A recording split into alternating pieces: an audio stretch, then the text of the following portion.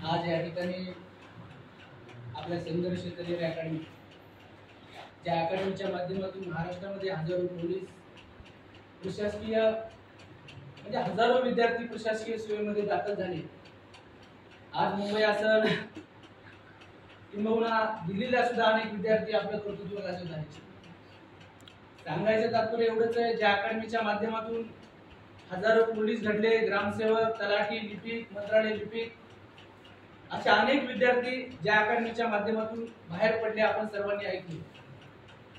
पण आज नवीनच गोष्ट तुम्हाला ऐकायला मिळते, अकॅडमीच्या माध्यमातून चांगले व्याख्याते, चांगले कीर्तनकार, चांगले सूत्रसंचालक।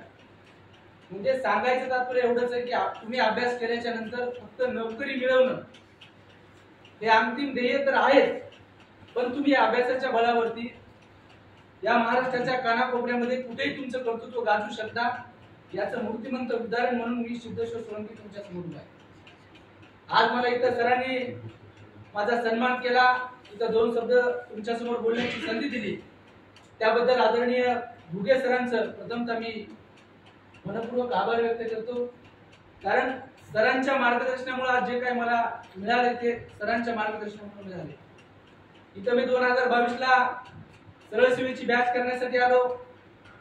बॅच करत असताना सरांनी इतिहास असेल, भूगोल असेल, या प्रत्येक गोष्टी इथं सांगितल्याच्या नंतर मी मनामध्ये बारकाईने त्याचं आत्मसात केलं, निरीक्षण केलं। आज तुम्हाला सांगतो, या अभ्यासाच्या बळावरती तुम्ही चांगल्या पद्धतीने भूगोल इतिहास समजून घेतला तर या भूतलावरती अनेक संधी, भले तुम्हाला नोकरी नाही मिळाली तर त्या संधीच्या माध्यमातून तुम्ही तुमचं यशस्वी म्हणजे तुमचं ध्येय पूर्ण करू शकता। आज मी महाराष्ट्रामध्ये चांगला सूत्रसंचालक म्हणून सरांनी माझा उल्लेख केला, पण मी तुमच्यात बसणार आहे, तुमच्यातच वावरणार आहे विद्यार्थी होतो। आज मला पालकमंत्र्यांच्या स्टेजवरती बोलण्याची संधी मिळाली, किंबहुना सर ठाण्यामध्ये आपले मुख्यमंत्री एकनाथरावजी शिंदे साहेब 2024 मध्ये होते, त्यावेळेस सुद्धा बोलण्याची संधी मिळाली। तुम्ही इथं आलात, नोकरी आपलं अंतिम ध्येय आहे ते मी नाही म्हणू शकत नाही, कारण त्याच्यावर सर्व काय अवलंबून आहे। तुम्हाला एवढंच सांगतो, इथं येत असताना सर्व समावेशक पद्धतीने तुम्ही विचार केला पाहिजे।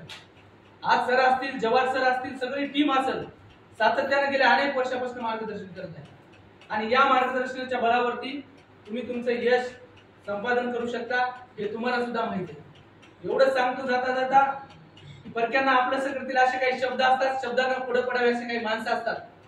किती मोठं भाग्य असतं जेव्हा ती माणसे आपल्याला मार्गदर्शक म्हणू लागतात। अशा आदरणीय जवाहर सर, भुगे सर या सगळ्या टीमच्या सहकार्यामुळे आज मी एक चांगला सूत्रसंचालक, चांगला निवेदक बनू शकलो, ते मी माझ्या कुटुंबाचं, माझ्या सर्व मित्रपरिवाराचं भाग्य समजतो। आणि म्हणून जाता जाता तुम्हाला एवढंच सांगू इच्छितो की स्पर्धा परीक्षेचा अभ्यास करत असताना सरांच्या मार्गदर्शनातून सांगतोय, मला काही एवढं डीप मध्ये माहित नाही।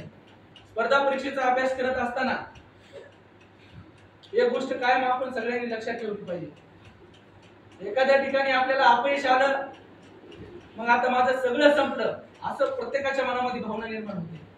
पण एक गोष्ट कायम लक्षात घ्या, जिथं सगळं काही संपलं तिथंच पुन्हा नव्यानं उभा राहण्याची खरी आपल्यावर संधी असते।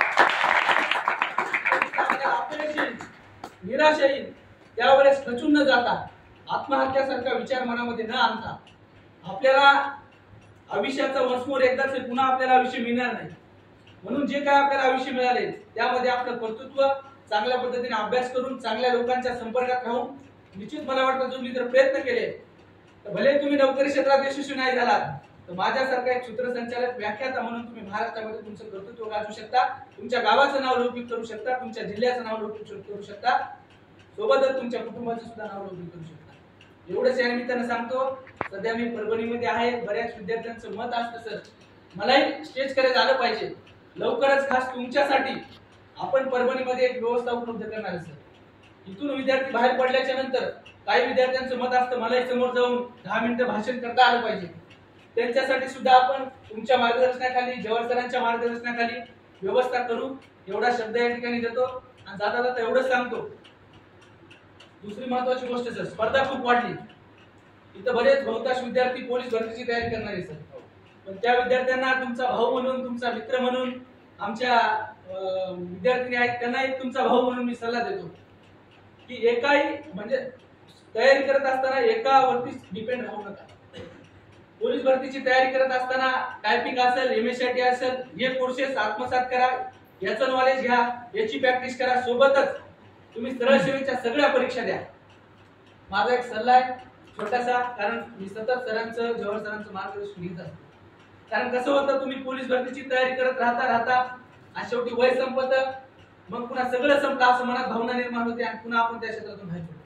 पण सरळ सेवेचा जो अभ्यासक्रम आहे, गणित, बुद्धिमत्ता, मराठी व्याकरण, इतिहास, या अभ्यासामध्ये कधीच बदल होत नाही. एक पर्यंत जीके मध्ये बदल होईल, पण या अभ्यासक्रमात कधीच बदल होत नाही. म्हणून स्पर्धा परीक्षेमध्ये असंख्य असे क्षेत्र आहेत जिथे तुम्हाला याच अभ्यासाच्या बळावर तुमचे कौतुक देऊ लागेल. एवढंच या ठिकाणी छोटासा सल्ला देतो. बोलत असताना एखादा शब्द वेडावाकडा पडला असेल, तुमचा मित्र या नात्यानं, तुमचा भाऊ या नात्यानं तो शब्द माझ्याकडे पाठवा. जे जे तुम्हाला चांगलं वाटलं ते घेण्याचा प्रयत्न करा. एवढीच या निमित्तानं विनंती करतो. धन्यवाद.